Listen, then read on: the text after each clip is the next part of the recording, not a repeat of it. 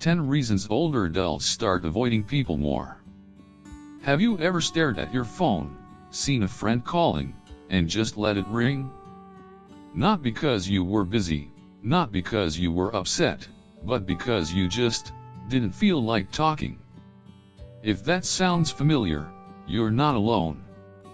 As we age, many of us find ourselves slowly pulling back from the social circles we once thrived in. The dinner parties become fewer. The phone calls, shorter. And suddenly, solitude becomes less of a condition and more of a preference. But here's the twist, this change isn't something to fear. In fact, it might be your mind's way of telling you exactly what you need. Today, we'll explore 10 deeply rooted psychological reasons you might start avoiding people more as you get older, and why that's not only normal, but in many ways, natural and healthy. So grab a cup of tea, find your favorite chair, and let's take a comforting walk through the psychology of aging and solitude. 1. Emotional energy becomes precious. You know, there's something really interesting that happens as we get older. We start to guard our emotional energy like it's gold. Not because we're cold or distant. Actually, it's the opposite. We start to realize how limited our time and energy really are, and that realization makes us treasure peace more than people-pleasing. There's this powerful concept called socio-emotional selectivity theory, and while that might sound a bit technical, it's really quite simple when you break it down. It means that when people start seeing time as more limited, like when we hit our 60s, 70s, or beyond, we shift our focus. We stop chasing quantity and start craving quality. Quality conversations. Quality relationships. Quality moments. Take Margaret, for example. She's 72 now. Years ago, she was the glue of her extended family. Every Sunday, her house would be full, grandkids running through the hallway, casserole dishes lined up on the counter, neighbors dropping by unannounced. She hosted, entertained, and made sure everyone left with full bellies and warm hearts. But things changed. Not overnight, of course. Gradually. These days, Margaret doesn't host big gatherings anymore. And it's not because she doesn't love her family, she adores them. It's just that now, she finds more comfort in quiet moments. A gentle afternoon with her granddaughter, sipping tea, and flipping through old photo albums. A slow walk with her neighbor, talking about the flowers blooming this spring. That's the kind of connection that fills her heart now. When I asked her if she misses the chaos of those big brunches, she smiled and said, "I used to think I had to keep everyone happy. Now I just want peace." Isn't that beautiful? And it's not just Margaret. Many older adults say something similar. They are not avoiding people because they are grumpy or antisocial. They are just more intentional. They don't want to waste energy on small talk, drama, or relationships that drain them. They've learned, often the hard way, that not every phone call needs to be answered, and not every invitation needs a yes. It's not about cutting people off. It's about choosing presence over pressure. Choosing depth over distraction. Choosing the few people who bring warmth and ease, over the crowd that brings noise and stress. And honestly, that kind of emotional wisdom, it's something younger folks often chase in therapy or meditation retreats.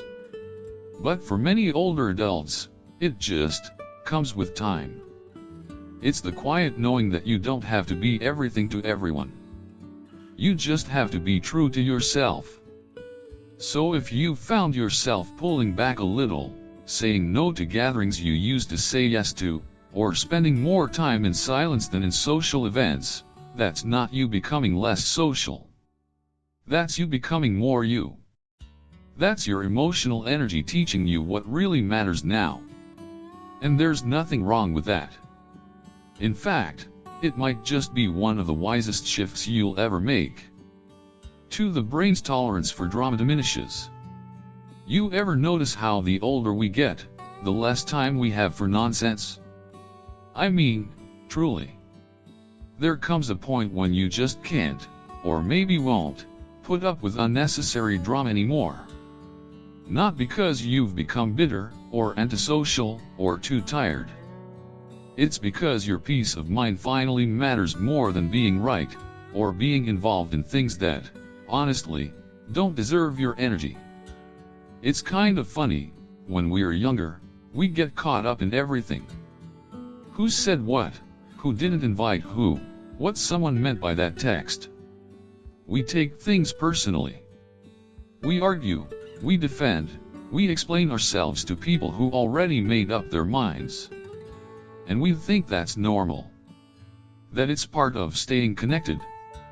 But somewhere along the way, usually sometime after 60, something shifts. You realize, not every fire needs you to put it out. Not every comment deserves a response. Not every disagreement is worth the rise in blood pressure.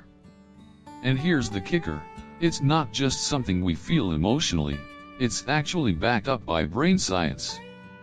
There's a part of the brain called the amygdala, it's like our emotional alarm system. It lights up when we're stressed, anxious, or dealing with conflict. But as we age, studies show that the amygdala becomes less reactive to negative emotional stimuli. In plain English, we just stop getting worked up about the little stuff. Our brains start protecting our peace for us.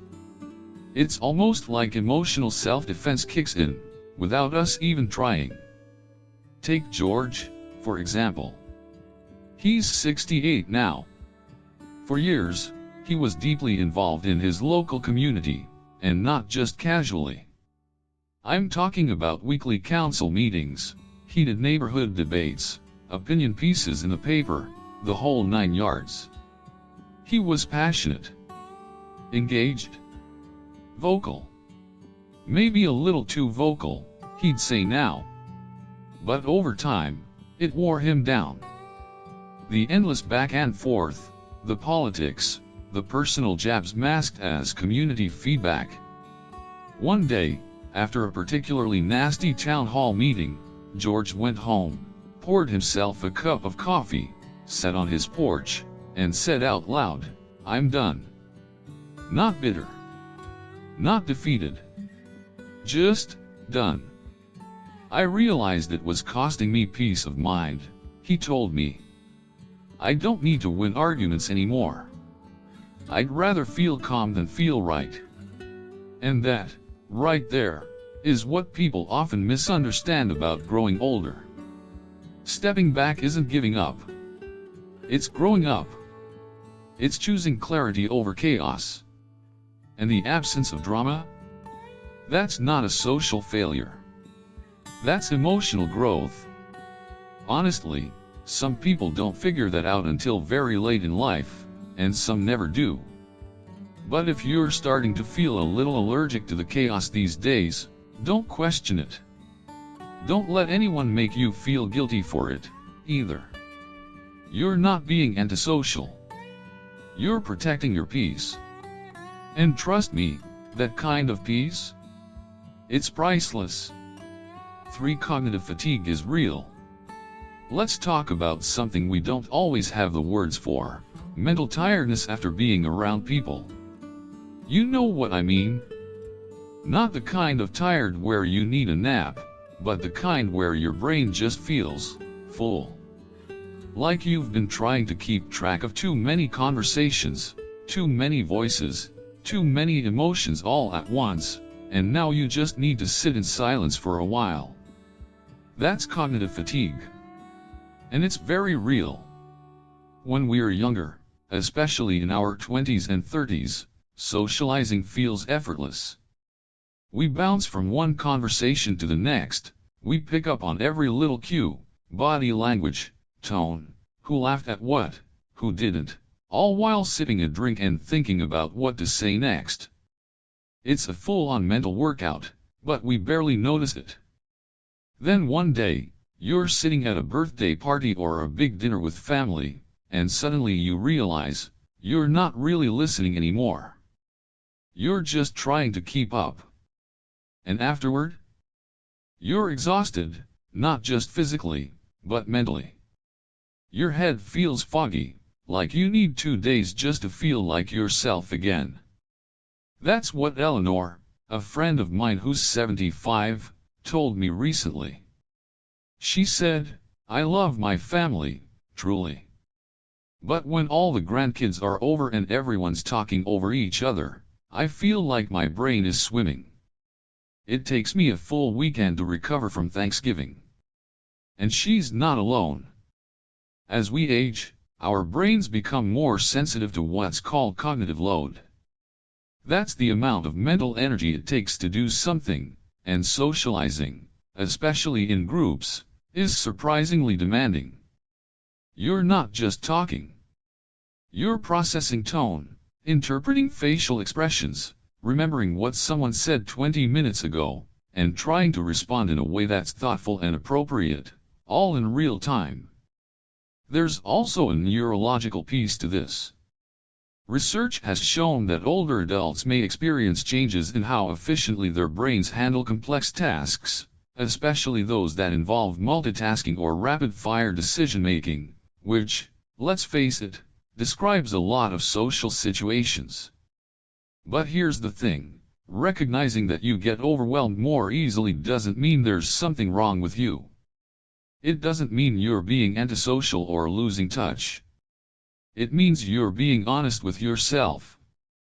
And honestly, smaller, more meaningful interactions can be far more fulfilling anyway. A quiet coffee with a close friend. A slow walk with your spouse. A heartfelt phone call with a grandchild, just the two of you. That's not settling, that's choosing depth over noise. Some people might not get it. They'll say things like, you used to love parties, or come on, don't be a recluse. But the truth is, the way we connect evolves. And there's no rule that says connection has to be loud or crowded to be real. So if you find yourself craving quieter spaces and one-on-one chats these days, it's not a flaw. It's wisdom, and your brain's way of saying, let's slow down. Let's be present. Let's breathe. And honestly, who couldn't use a little more of that? For loss and grief alter social needs. There's something that doesn't get talked about enough when it comes to aging, grief. We talk about health, about staying active, about retirement plans. But what we often avoid, maybe because it's painful, maybe because there's no neat way to wrap it up, is how much loss shapes the later chapters of life. And it's not just about the big, heartbreaking moments. It's the quiet absence. The empty chair. The silence after a familiar laugh disappears from your life. When someone you've loved for decades is suddenly gone, it changes more than your daily routine, it changes how you relate to the world. Harold, who's 80 now, told me a story that stayed with me. He lost his wife after 50 years together. That's 5 decades of shared breakfasts, inside jokes, and Sunday drives. After she passed, he stopped going to the senior center where they used to spend time. Not because he didn't like the people there, but because, in his words, everything reminded me of her. The card games, the coffee machine, even the smell of the place. He said, I wasn't trying to be rude. I just needed space to feel close to her, in my own way. That's something a lot of people don't understand unless they've lived it. Grief doesn't follow a timeline. And it's not always loud sobbing or deep depression. Sometimes, it's just a quiet pulling away. A soft retreat into your own world, not out of bitterness, but because being around too much chatter, too many new faces, it can feel like noise when your heart is still tuned into a different frequency. Science even backs this up. Researchers have looked at brain scans of people in deep grief. The areas of the brain that light up when we feel connection, especially the ones tied to attachment and emotional regulation, they actually show signs of pain during grieving. It's like the brain is saying, I still feel connected, and that absence hurts. And over time, that kind of pain shapes our choices. Many older adults become more cautious about forming new bonds. Not because they are cold. Not because they've given up. But because they've loved deeply, and losing that love left a scar. It's not rejection. It's protection. You might see someone who seems distant, maybe even antisocial, and wonder what's wrong. But often, what you're really seeing is someone who's still loving someone who isn't physically here anymore. That love doesn't just vanish. It shifts. It lives in their memories, in the quiet spaces, in the solitude they choose. And here's something I've come to believe: choosing solitude after loss doesn't mean someone is broken. Sometimes, it's an act of profound respect. A way of keeping that connection alive in a world that's moved on too quickly. So if you're someone who's pulling back from people, not because you're lonely, but because you're still in love with someone who's gone, that's okay. Truly. You're not alone in that feeling. And you don't have to rush back into noisy rooms. Some healing happens best in the quiet, with a cup of tea and a photo album, remembering not just what was lost, but how much was loved. 5. Shifting identity and role confusion. Let's talk about something a little more invisible, but incredibly real: the loss of identity that sometimes comes with aging. Not the kind of loss that makes headlines. It's not dramatic. But it's deep. You spend your whole life being someone: a nurse, a parent, a business owner, a community volunteer, a Sunday school teacher. People know you as that person. You know yourself as that person. And then one day, you retire. Or your kids move far away. Or your body doesn't let you do what you used to. And suddenly, there's this quiet, aching question: who am I now? Joan, a retired high school teacher in her early 70s, shared this with me over coffee one afternoon. She said, I was Miss Taylor for over 30 years. Students would stop me in the grocery store, say hi, tell me about their lives. Now, I walk in and no one recognizes me. I'm just a gray-haired lady buying yogurt. I didn't know how to introduce myself anymore. I didn't know who I was in a group setting, because I wasn't the teacher anymore. And I'll be honest, that hit me hard. Because there's something sacred about the roles we've held for so long. They weren't just jobs. They were identities. They gave us structure, purpose, and a place in the world. Losing those roles, even gradually, can feel like being untethered. Like someone took away your name tag at a big party, and now you're floating in the crowd, not sure where you belong. There's a psychological name for this, by the way. Erik Erikson, a psychologist who studied stages of life, called this period integrity versus despair. It's when people start to look back on their lives and ask, did it all mean something? Am I proud of how I lived? And sometimes, that process means pulling back from others, not out of bitterness, but because you're doing deep work on the inside. Some people call it a crisis. But honestly, it can also be a rebirth.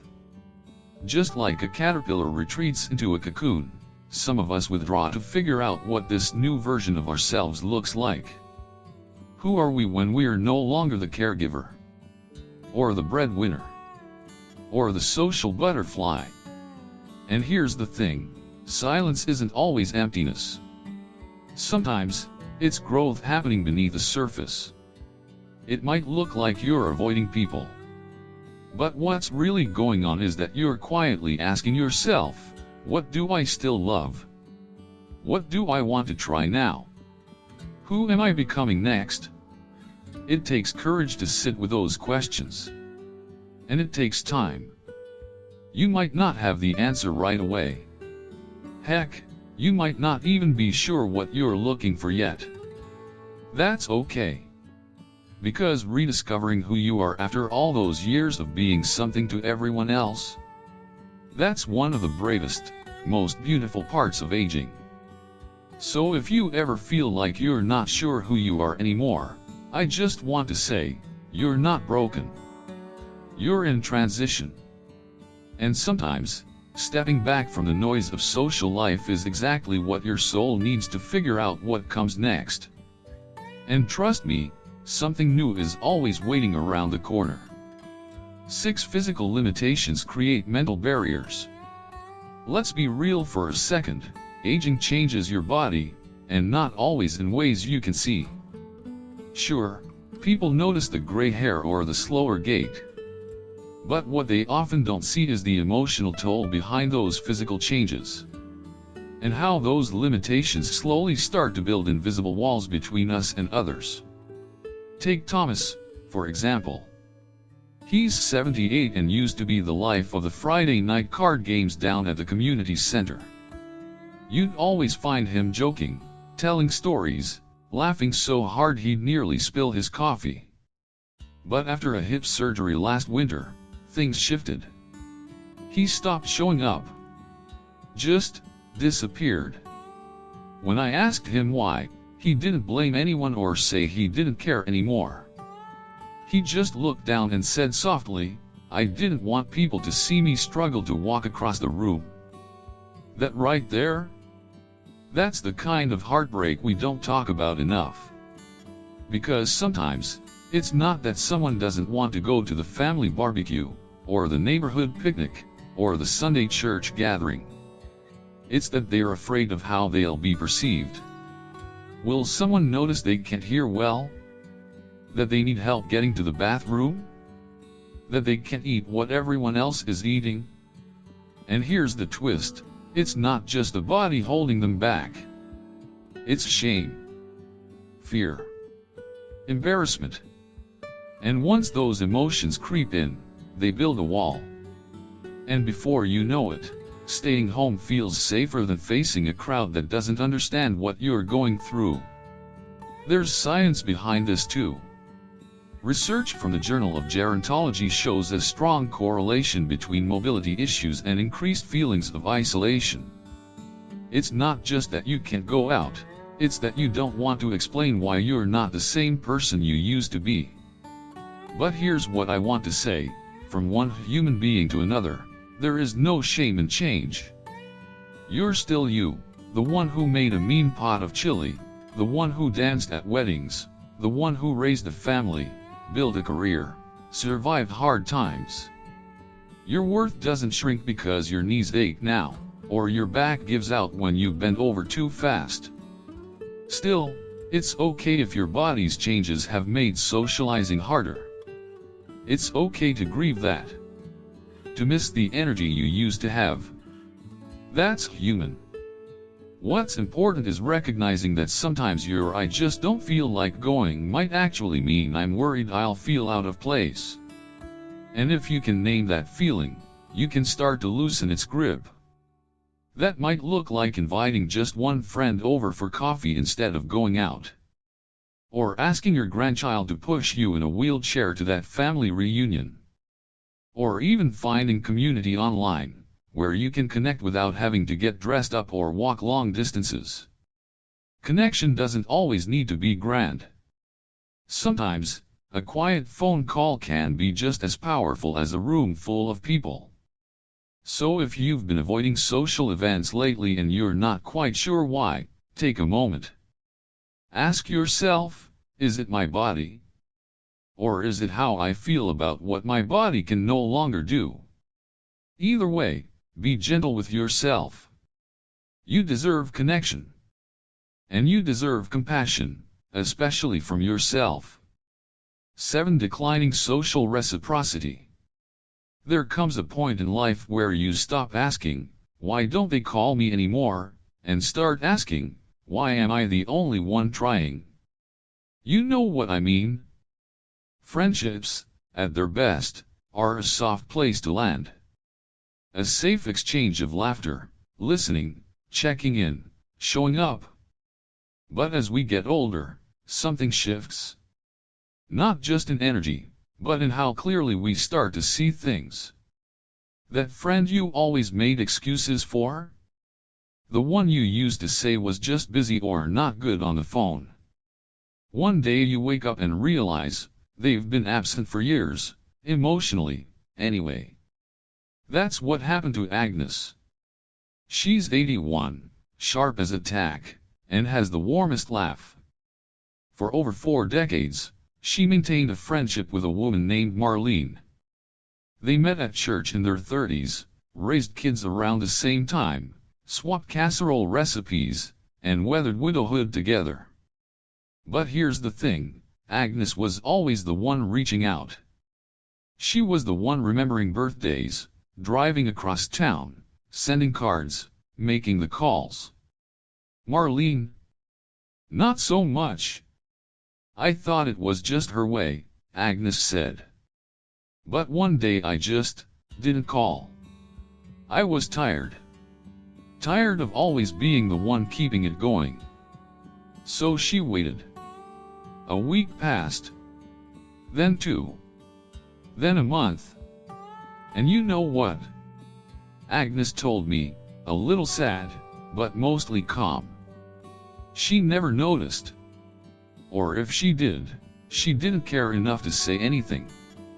Now, that realization, it stings. But it's also strangely freeing. Because here's the quiet truth of aging, we start choosing peace over obligation. We no longer have the energy for lopsided relationships that leave us feeling drained or invisible. And science backs this up, too. Researchers studying social aging found that as people grow older, they naturally prune their social circles, not because they are antisocial, but because they crave quality over quantity. They hold on to the people who nourish their emotional well-being, and slowly, gently, let the others go. This isn't bitterness. This is self-respect. It's saying, I deserve to be loved the way I love. It's understanding that friendship isn't about clocking in hours or checking boxes, it's about mutual care. Mutual presence. Of course, this process can feel lonely at first. Letting go always does. And some days, you might wonder if you're the one pushing people away. But there's a big difference between isolation and intentional solitude. Sometimes, choosing fewer people, but the right people, is the most powerful form of self-care there is. And if you've found yourself retreating lately, not because you're angry or resentful, but simply because you're tired of feeling unreciprocated, that's okay. That's more than okay. That's wise. You're not disappearing. You're just making space for connections that feel real. 8. Fear of burdening others. There's a quiet fear that lives in many older hearts. It rarely gets said out loud, maybe because it feels too heavy, or maybe because we're too proud, but it's there. I don't want to be a burden. And not the kind of burden where someone resents you outright. No, it's more subtle than that.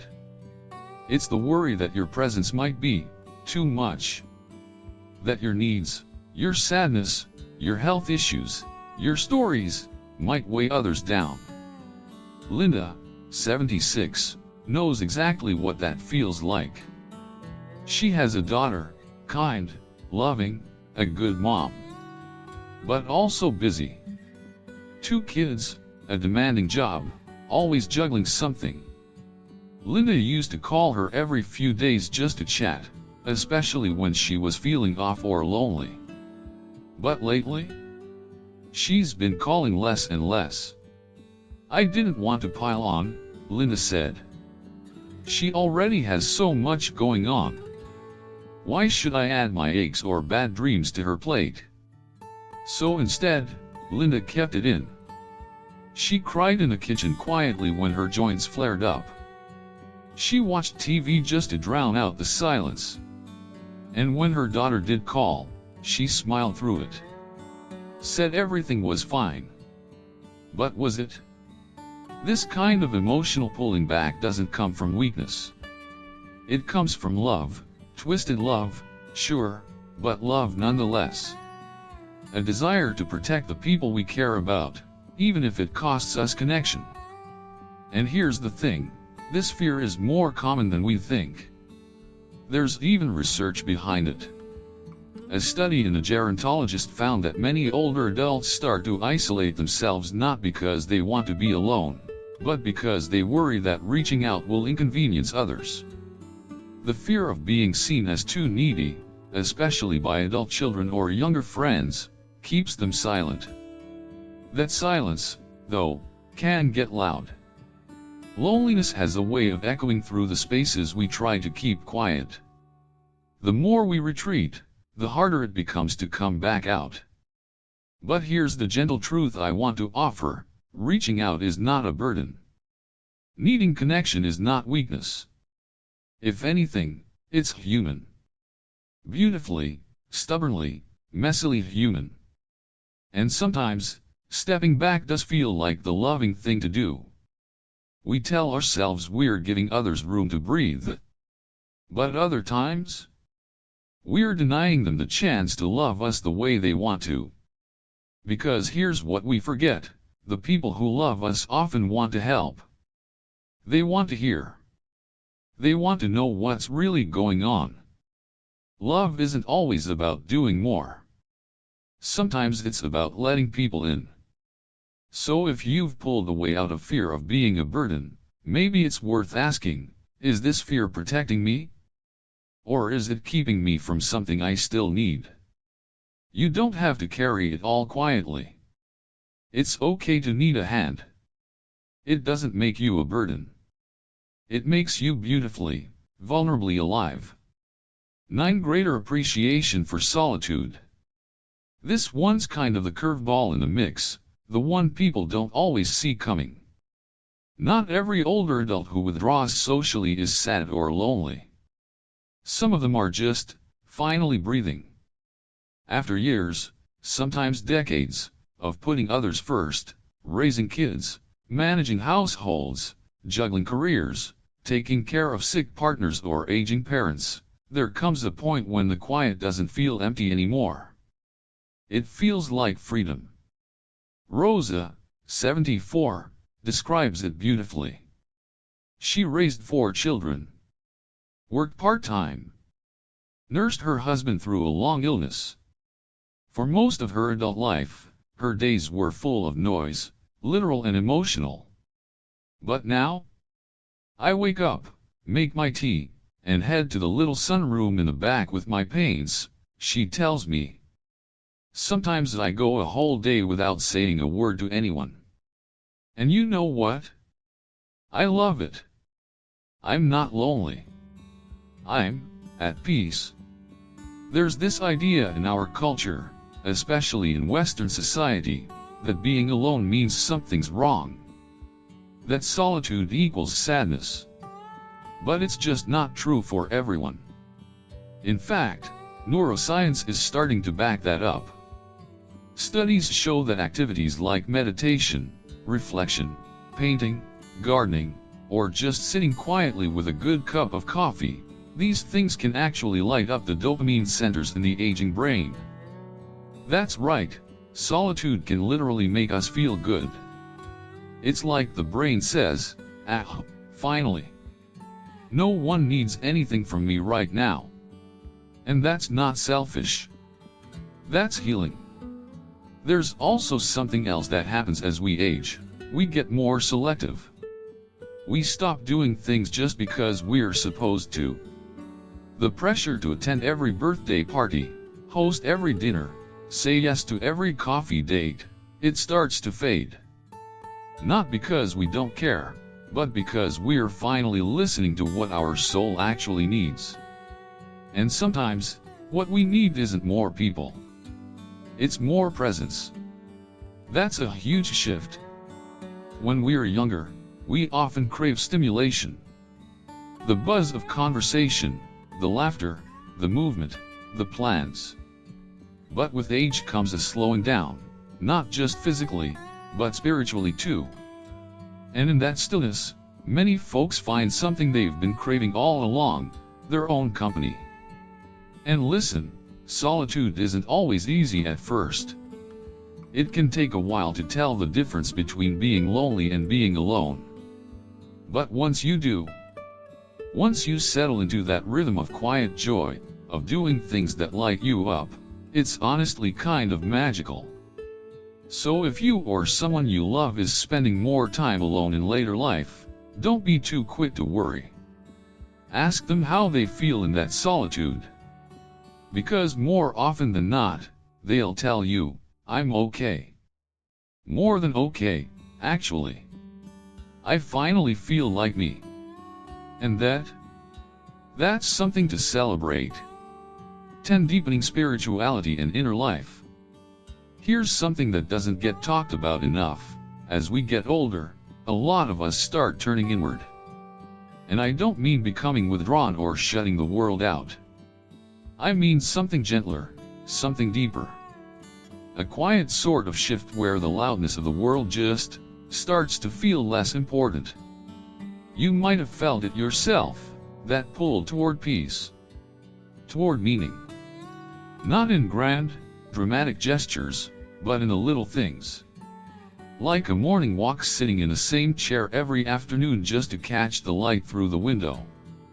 Reading old books. Whispering a prayer, even if you're not sure who's listening. And you know what? That's not strange. That's not a sign of fading. That's a sign of ripening. There's this idea that old age is about decline. But what if, spiritually speaking, it's actually about arrival? James, 82, told me a story that stuck with me. Years ago, he was the life of the party at his church's discussion group, debating theology, talking scripture, even a little arguing now and then, in a friendly way, of course. But now, he says, he prefers to walk alone in the mornings. No earbuds, no phone. Just him and the breeze and the gravel crunching under his shoes. I still believe, he said, but I don't feel the need to talk about it as much. I just live it now. I talk to God more than people these days. That gave me chills. Because it's so real, so human. Researchers have actually studied this. They've found that later in life, many people experience something called spiritual emergence. The mind starts asking bigger questions. What has my life meant? What comes next? What really matters now? And those questions don't always need answers from other people. Sometimes, they are just meant to sit with for a while. Let them unfold slowly. This isn't about religion, necessarily. Some folks find this through faith. Others through nature, music, memory, even silence. And here's the thing, when someone starts craving more of that inner connection, they may begin to pull back from social scenes that feel too noisy, too shallow, too surface level. It's not that they don't care. It's not that they are slipping away. It's that they're tuning into something more personal, more sacred. A relationship with the self, with the universe, with God, however they define it. It's like that old saying, when the soul whispers, you have to be quiet to hear it. So if you know someone, or are someone, who's spending more time alone these days, maybe lighting candles, journaling, staring out the window a little more often than before, that's not loneliness. That might just be what spiritual peace looks like in real life. Sometimes, the most powerful conversations we ever have are the ones we don't speak out loud. And if you ask me, That's not pulling away, that's coming home. So, if you've been stepping back, canceling plans, or craving more time alone lately, don't be too hard on yourself.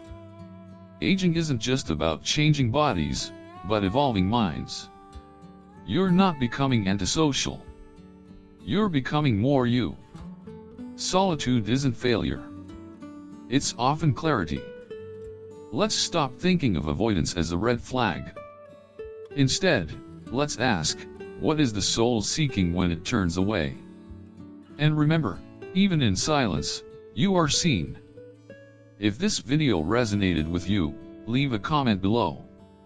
Tell us your story. Because here at Elderly Care, no voice is ever too quiet to matter. See you in the next episode, and until then, take gentle care of your precious self.